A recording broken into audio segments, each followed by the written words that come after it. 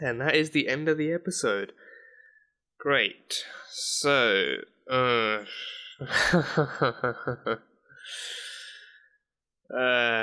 don't know where to begin with this one. Yeah, from the get-go, the feeling I got was that Debra and Dexter are both emotionally clouded. Like, their judgments in particular are emotionally clouded. Like, Debra wants Dexter to kill Hannah because of Sal. Like, she got closer and closer with Sal. She felt an attachment to him, and then she loses him right off the bat. And she's like, "Yeah, I want you to kill him." Like, now she's straight up calling that shot. Like, had there been no attachment, I think it would have been less adamance and more like, it would have been less about, oh, she killed Sal, and more about, oh, it's like you said, the justice system isn't going to serve her properly, so we need to make sure justice is actually deserved. Not like, and less of, oh, she killed Sal, and she's gonna walk away because she killed Sal, like, that constant mention of him. So yeah, and then Dexter obviously being like, oh, Hannah's the first person who gets me like no one else does, and I can't let go of that because who knows when the chance might come again, like that kind of stuff. So for that entire time, they were both emotionally compromised and powered by that. So yeah, but then Dexter obviously not wanting Debra to get caught up with this any more than she already has. Like, she's lied for him, covered up evidence for him, and, just done all sorts of stuff for him. So now it's like, the more she does this, she's going to end up calling hits out on people with Dexter as her gun. Like, Dexter's going to be her gun. She's going to be pulling the trigger, sending him out to kill people, however she sees fit, and that's not something that he wants for her. So yeah, it's definitely it was definitely like an emotionally charged episode for the both of them, and that was interesting to see.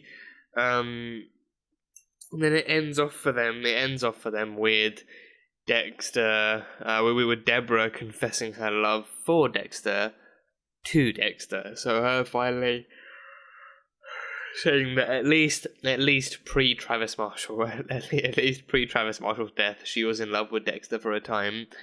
And then she went to the church to confess that, and then Dexter just not knowing how the hell to do it, and then both of them kind of being stuck in that ever-ending comparison conflict of who's more messed up. Like, one of them is a serial killer, the other one is the serial killer's sister, and she's in love with that same serial killer. So it's just like, for her especially, there was that kind of comparison conflict where she was like, I don't know who's more messed up than the other. So.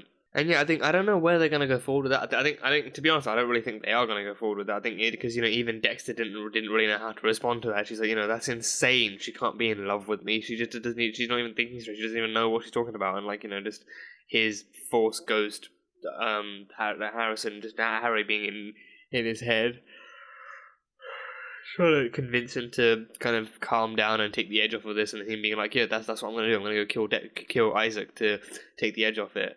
But yeah, that story, I mean, I figured from the beginning of this season, that's what they were going to do. They're actually going to steer away from that storyline, but being like, okay, let's put that stuff on a hold, or just push it away for now. Let's focus on this whole, how Dexter and Debra's relationship changes from the moment she finds out he's a serial killer. Like, how much more does she find out about him? How much does he try and cover it up? How much does he try and distort the facts? How much longer can this go on for? And how much, how much easier does it get for her?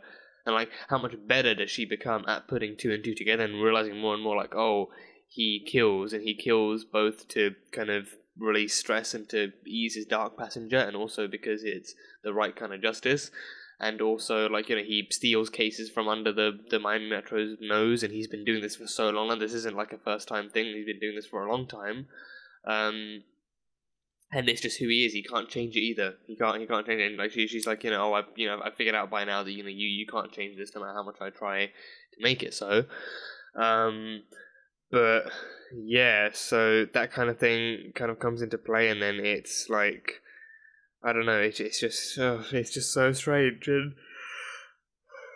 honestly, I think it's made even worse by the fact that now the person that they're dealing with now, with Hannah, it's someone who's got that leash over on Dexter too. She's kind of pulling him in with that kind of comfort and understanding of who he is, and the fact that he hasn't had this in a long time, and he's too afraid to let go of it. But he also knows that Hannah is a killer, but she's like him, so it means that they connect even better.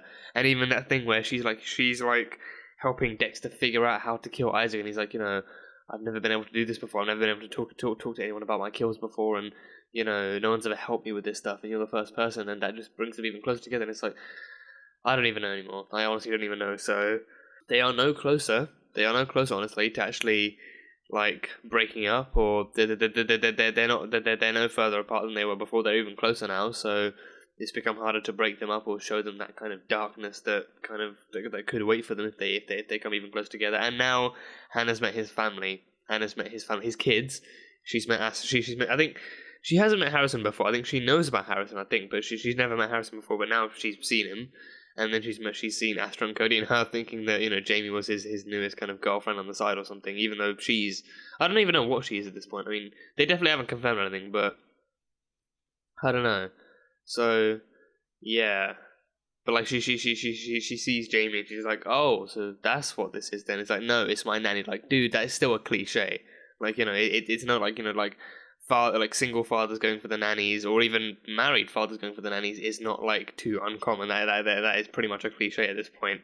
So yeah, but yeah, she met them, and then she's like, with Wayne is what she wished for. Like they'd often talk about having 10 kids and stuff, and then that went to shit. And then she met Jake, and then she got pregnant, but then she had a miscarriage, and then that stuff all went to crap. So now she just kind of spent so long believing that it just wasn't in the cards for her. Like she spent so long believing that it wasn't going to happen, or that it wasn't possible.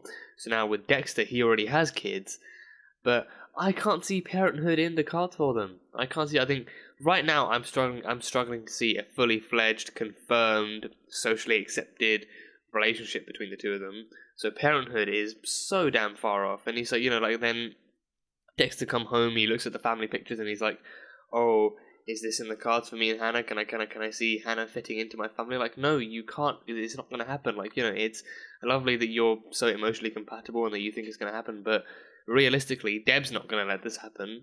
Deb has enough, enough difficulty imagining it happening, but then actually letting it happen, letting her walk into your life, introducing her to your kid, and she even went and, threatened her as a lieutenant, being like, I'm never going to believe anything you say again, and you can be all sorry, you can be as sorry as you want now, you're going to be even more sorry later. So, she's definitely not in the good pages of Deborah's books. And if that does happen, then Deborah's probably just going to leave Dexter's life and be like, it's her or me, and she's going to walk out, and that's going to create a whole lot of conflict. So Hannah being in Dexter's life is not something I can see very easily happening. Like, at least by the end of the season, he's going to have to make a choice, and that choice is going to be, something, or break up with Hannah. Just finally cut ties with Hannah, but then she's probably going to take that the wrong way, and then she's going to try and kill him, or she's going to try and kill Debra, and that's going to, just put an even more sore spot between her and Dexter. So it's not going to end well. It's not going to end well. But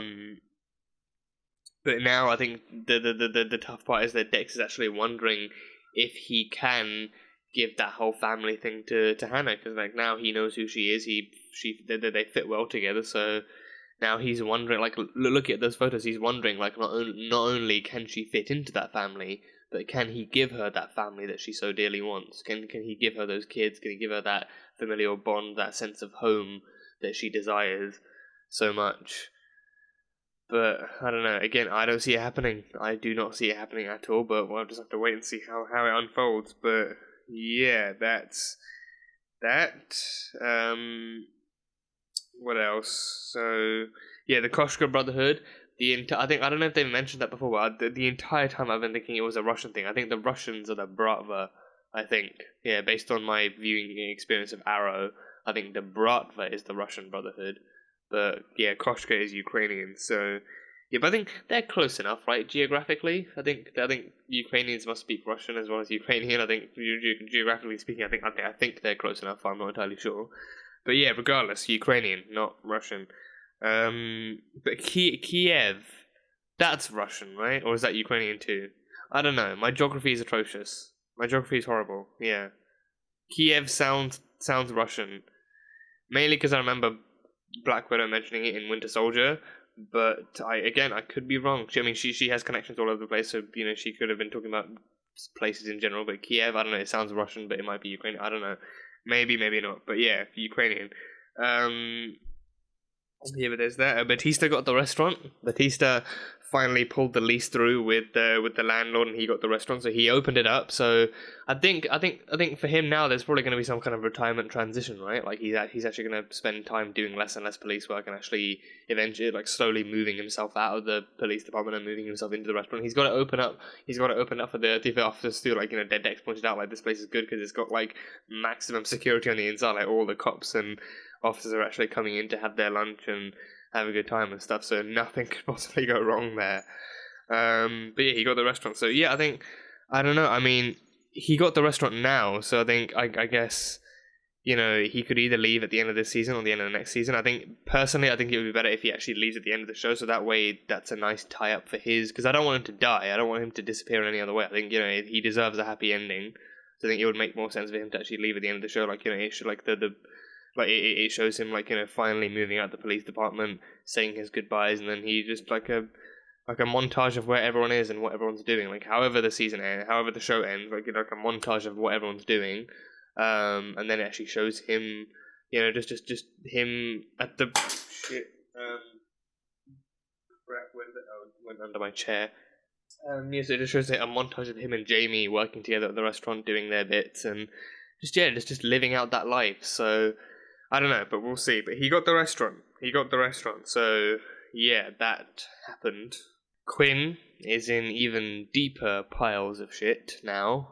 He is on the leash of George, and I knew it. I knew things would get even better from the moment he said, that's not how things work. You're still working for us. I knew things would go even worse. And what I didn't think of was that he'd be recording that conversation that they had at the dinner table of him actually promising to release the blood evidence. That was a sneaky move. So he recorded that thing as leverage over him. So then he lures him in with that one-time deal, records it, and then just keeps it over him as leverage. So now they can go back to the way things were, and he can keep working for them on the side and being a dirty cop again. So yeah, just the moment he started to catch feelings, and then got involved with the Koshkas, and he'd been involved with George before. Back when he was working narcotics, they said he actually had a deal with them before. So now it was jumping back into them with this whole Mike Anderson thing. That was why stuff went down. We saw back in the first episode when that stuff went down.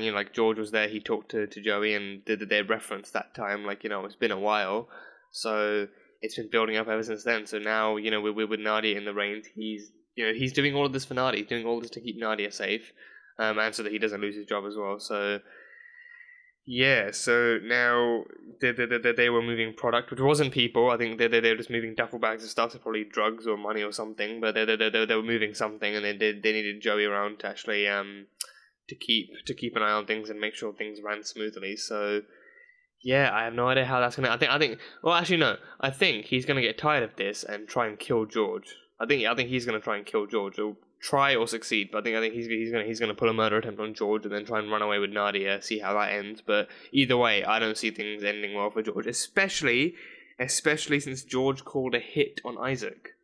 He called a hit on Isaac. So we saw him on the phone, talking to the Koshkas back in Ukraine. And he was saying, I would never do anything without the approval of the Brotherhood. So this is gonna blow up in our face. And he was tired of Isaac wanting to hunt down, constantly wanting to hunt down Dexter.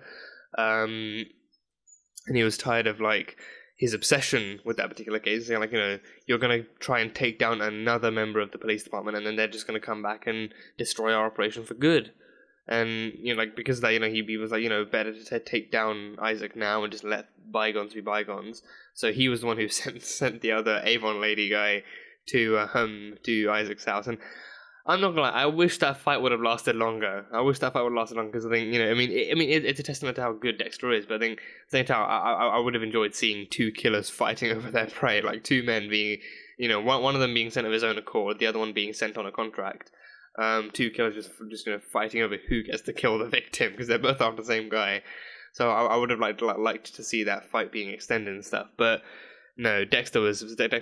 He managed to, dodge the gunshot and then, flip him around, drop him, knife him, and then it was all over by then. But yeah, George called out the hit. So how that changes things between him and Isaac, I don't know. I mean, probably not going to be much face to face between them anymore. But yeah, like George, I don't see things ending well for George. I think Joey's going to be the one to pull the trigger on him. Like Isaac's going to want to kill him probably for the hit he pulled on him.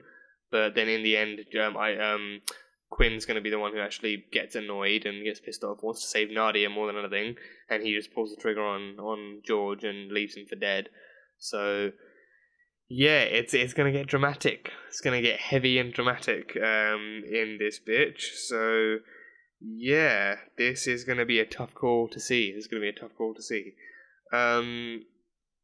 But yeah, so he's gonna keep holding, and again Quinn's gonna get more annoyed because he's gonna keep having that blackmail tape over on him as leverage. So I think getting the tape off of him isn't a thing, because again it's on his phone, so he keeps that on him at all times. And also, he's annoying, but he's not stupid. So George most likely has copies of it, and he said he can upload it to the cloud, so he probably has copies waiting on backup, maybe like a dead man switch of some kind. So if he dies, then the copy gets uploaded as well. So I don't know how it's going to go, but I think I'm going to bet that, actually, well, if it's a dead man switch, then killing him probably wouldn't, be much use either. But I mean, probably not a dead man switch then. But either way, getting the copy off of him isn't really an option. So I think he might be. I think more than anything, he might be driven to more anger and rage, and he actually might kill George out of that rage than actually be thinking smartly and actually trying to get one over on him as well. And there's not much more he can get on him than what George has on him now. So yeah, and George said himself he can very easily get bailed out by the Koshkas, as evidenced by Sirko's very, very short stay in jail. So yeah, there's not really much else he can do. I think he might actually end up killing him. But yeah, so George isn't in it, and Isaac. So Isaac's gay. Okay, well, I mean, yeah, I said in the middle of it, I think this, I don't know how I feel about this, and it's mainly because, he's a killer. He's the head of the Koshka Brotherhood. He's run multiple crime rings. He's killed people to get what he wants. I think, I mean, I'm all for him. I mean, he said he went to the gay bar to feel more comfortable because that's who he was. So I'm all for that. And now his and Victor's friendship. Ah, damn it! Stab myself with a pen. His and Victor's friendship makes even more sense now. Like, I mean, not that it wouldn't make sense even if it was straight, but him being like, him and Victor's were lovers and even more. And he was always afraid of the Koshkas for that. He was afraid of that shows social stigma, and he was afraid that the Koshkas would reject him. So that makes me wonder if him and Victor were closeted back in Ukraine. Huh. Yeah. So then, if they actually, if they were lovers in secret, but then back in Ukraine and in front of the Koshkas, they were just classic bros being pals or something. I don't know, but yeah. So for the obvious social he said, I don't think he actually did mention that they always kept their relationship under wraps because of the obvious social stigma. But also because, Victor wasn't really the smartest guy. And, it's the argument George even made that, Victor wasn't the smartest guy. He was hot-headed, he was stubborn, and, he killed Mike Anderson just out of that discovery and stuff. So, he wasn't exactly the sharpest one in the box. But, Isaac still loved him, and I think that love, he as he said, is what's driving him towards vengeance. And it's been a vendetta the entire time. Like Hannah saying, I'll find out why he needs to kill you. Then he said it himself. It's vengeance. Like he said it himself. You killed a friend of mine. This is personal. That's why I'm killing you. So, I mean, I know she meant case him out, see where he's going, and stay under wraps. But yeah. So him and Victor were closeted together in front of the Brotherhood and back in Kiev and Ukraine and wherever else they went. But yeah, that was the main issue I had with that. Painting someone like that, like a known criminal and like a murderer, going one step further to be like, oh, and he's gay too. Like, is that are we meant to feel sympathetic towards him, or because that was my main concern? Okay, so he's gay, that's cool. but then he's also a murderer. Like, I'm not really sure that's the kind of route you want to go with that character, being like, oh, sure, he's done all this bad stuff, but, his vendetta is more personal because he lost someone, he lost a boyfriend, he lost a lover. Like, that's why it's even more personal. But, up until now, it's been made very clear that he is, he's got very, very criminal connections. He's got a very, very criminal background. So making someone like that gay, or just, writing them out to be gay, I'm not sure that's the kind of best way to paint that community as a whole. So, I don't know, maybe I feel like it's a valid concern, but I don't know, I guess another way to look at it is it could be a product of its time too, because this isn't exactly a modern show. It's like, this is like early 2000s-ish, like pre-2010 maybe? I don't know. Yeah, like probably before 2015 for sure, so it's much, much earlier and product of its time, so I guess thinking by that logic, it would make somewhat sense. But yeah, that was the main thing that bothered me. Like, him being comfortable in a gay bar, he deserves to be comfortable wherever he is, and that's cool. But then painting writing out a criminal to be like, oh, he's gay too. A vendetta the vendetta makes more sense now because he lost a lover to Dexter. But and then him going on to say that with Dexter, Dexter having lost Rita is also on public record, so Isaac knows of that, and he's like, what did you do to the man who killed your spouse? Like, and what did you do to him? Like, I'm not doing anything. I'm not doing anything that you didn't do back then. And Dexter pointing out that Victor was a killer. He killed Mike Anderson, and he was involved with the Koshkas too, so he had that criminal background. But Rita was an innocent woman. And stuff like that. So yeah, and he's like, and then Isaac pointed out that and if she wasn't, you'd done the same because you love her.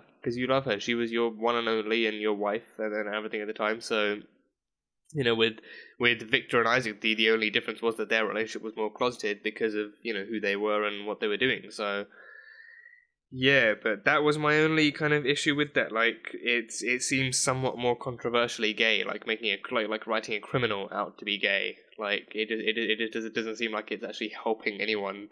Like, it seems more like a sympathy thing than anything else. Like, oh, how would Dexter like push this in front of Dexter, see how it through, and push it out to the audience as well. Like, oh, so Isaac's done all this stuff, but checkmate, he's also gay. Now, how do you feel about Dexter killing him? Like, he's still done bad shit. Like, okay, sure, he's gay. It doesn't make you homophobic, but he's still he's killed people before this. He killed Lewis. I mean, Lewis. Yeah, he still killed Lewis. He still killed countless other people before this. He runs multiple crime rings like human trafficking, drug trafficking, all that kind of stuff. So it doesn't really leave him exempt from those consequences. It just shows that he's in mourning of a lover, and the love that he's into is very socially shunned, and like, yeah, shunned is the best word I can think of. I think I had another word, but ostracized. Yeah, socially ostracized. But it doesn't leave him exempt from that. It doesn't mean that he's automatically innocent just because he's gay. So I feel like that's somewhat more like of a controversial kind of writing tactic. Even calling it a writing tactic seems awful. But yeah, like, I mean, yeah, again, I mean, I'm not bothered by it because it's not a logical thing to call homophobia. So it just doesn't really make any sense. Like, like, it doesn't seem like the right route to take that character down, like a known criminal, and then revealing that he's gay. Like, again, you feel sorry for him that he lost someone, and you're not wishing more hell on him because I'm personally not wishing more hell on him because he's gay, but Dexter is killing him Dexter is killing him because he's out to kill Dexter, and then Isaac's actually done very illegal and more than questionable things. So yeah, but how they're going to go forward with this, I think Isaac may well end up on his table again by the end of the season, or something else might happen. I think if unless George calls another hit on him, then we'll see what happens then. But I don't really think that's going to happen. I think George is definitely dying. I'm calling that one right now. George is definitely dying off. But Isaac, I don't know if he's going to go straight to the table, or if, I mean, Dexter seems convinced that he should I mean, with Isaac, he said that he'd been so like obsessed with killing Dexter, he didn't know what he'd do after. But then afterwards, he said, I might just sneak off to a quiet corner of the world and relish in the silence and anonymity, so he actually might just go somewhere quiet, and because he can't go back to the Brotherhood because he has nothing left for him now. Like, Victor was all he had. And even now, even in this episode, George literally called a hit on him. So now he knows that the Koshkas are willing to, George justified it by saying, "Oh, this is going to explode in our heads. It's going to ruin more for us," and he's being too stubborn, and he's being too, hot-headed, just like Victor was. So it's the best thing for all of us. So then the Koshkas are now willing to kill him, so he has nothing to go back home to, and especially in Ukraine, Victor's dead, so he's got no one there. So he actually might have to just move away somewhere. So Dexter's saying, like, you don't have to kill me, just, move on from this and, go live your own life. Like, no, I'm still going to kill you. You still killed my boyfriend, so I'm very much still going to kill you. But yeah, so I think, I don't know, I mean, it could offer some kind of twist, like the first big villain that Dexter doesn't actually kill, the first one he actually manages to convince, by the end of it, the first one he actually manages to convince to just let go of that rage, to let go of it. I mean, it's unlikely that he will let go of it, but, it'll be interesting to see if, one more meeting with him and Dexter might actually convince him, or try and convince him to let go of it and to just move on with it. Because again, he even pointed out that, he killed the guy who killed Rita, he killed Trinity, and Rita's still dead. On the plus side, like, thinking of what Trinity's MO was, killing Trinity prevented any further victims. It definitely prevented any further victims from popping up following that MO. And I guess from Isaac's perspective, Victor did kill someone. He knows that much, but I think his love for Victor was stronger than him actually being able to acknowledge the fact that he killed a cop, no less. He killed a police officer, and Dexter killed him because of that. So Dexter, he knows that Dexter is a different kind of animal. He knows that Dexter this isn't the first time he's done it, and it probably won't be the last either. So killing Dexter will only make other criminals kind of be more able to reign free. So it's like, but then again, I mean, Isaac is a criminal himself, so he's probably not really thinking about much of other people too much. But yeah, it's a different story. So we'll see. I think that might be the way it goes. He might try and convince him to lay low and to leave, but Isaac probably won't be that willing to let go of it, or maybe he will. But we'll just have to wait and see. But George definitely dying. George is definitely dying. I can easily see that happening. But yeah, he reunites with Hannah. So Hannah, we can see where she goes from here as well. So it's gonna be an interesting ride. So we'll see where all of this goes. But that is all I have from this episode. Fun episode, very emotionally charged all the way through. So looking forward to the next one. But yeah, that was Dexter Season 7, Episode 8, titled Argentina. So thank you guys so much for watching this video. If you guys enjoyed it, then salt and burn that like button. Comment what you thought of the episode and what you think is coming up next in the season. The uncut reaction will be available on Patreon, so feel free to go check that out. And yeah, that's it. So I will see you guys next time.